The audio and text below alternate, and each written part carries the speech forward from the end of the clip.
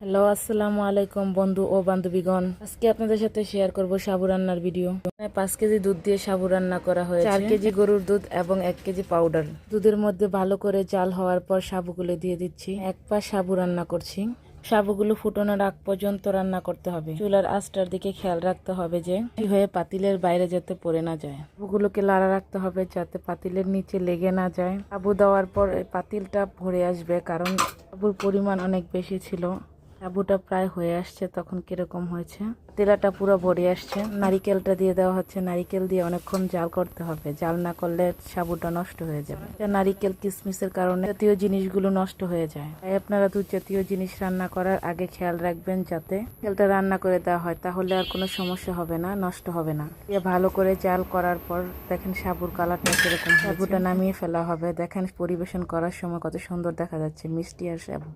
আশা করি ভালো লাগছে।